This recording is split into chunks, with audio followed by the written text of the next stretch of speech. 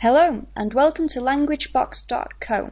This is the online business course for the pre-intermediate level. This is Unit 7, Travel, When Tempers Fly.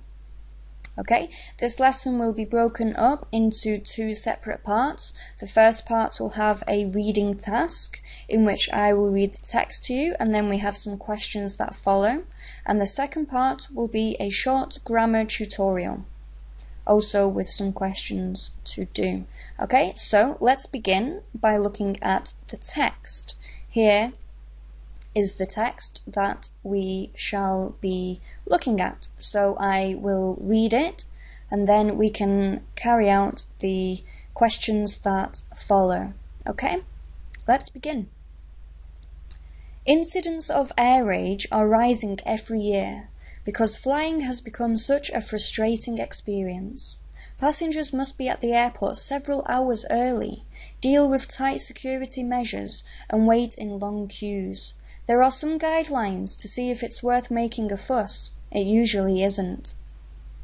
There are a few words that I think we should go over. The first one being air rage. Okay, this generally means anger that you feel whilst you are on an aeroplane. This could be due to feeling nervous or worked up. Okay, air rage, the rage you feel whilst flying. Okay, so let's move on to the first set of questions which we need to answer. We need to mark whether these statements are true or false. Okay, number one, flying is a pleasurable activity. We can see here, flying has become such a frustrating experience. Frustrating means to be upsetting or annoying. You're frustrated, you're not happy. So that is the opposite. So this is in fact false. Okay? Now on to the next set of questions. Now we need to match these words along with their meanings on this side. Okay? So the first one, air rage. What does air rage mean? To be aggressive, okay? By aggressive behavior by an airline passenger. So that is D, okay? Hello and welcome to LanguageBox.co. This is the second part of Unit 7. This is the grammar tutorial, and today we will take a look at a type of grammar in English, and then we have some questions that follow.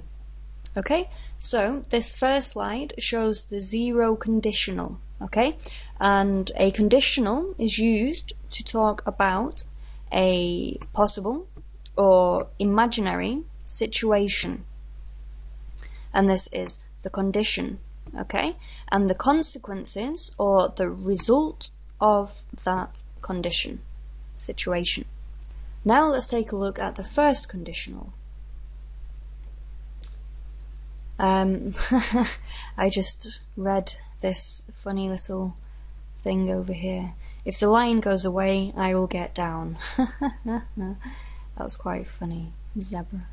Anyway, sorry. So the first conditional, we talk about something that will happen if a particular condition is met. You can also use the modal verbs with will, with the first conditional, will, may, and might. So here now we have a exercise to do using the first conditional. Okay, here it says first conditional.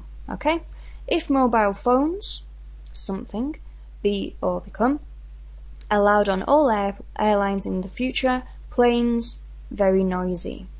Okay, so we need the present form of be, which is are, allowed on all airlines in the future, planes, will become, so we need will and become. Okay, very noisy.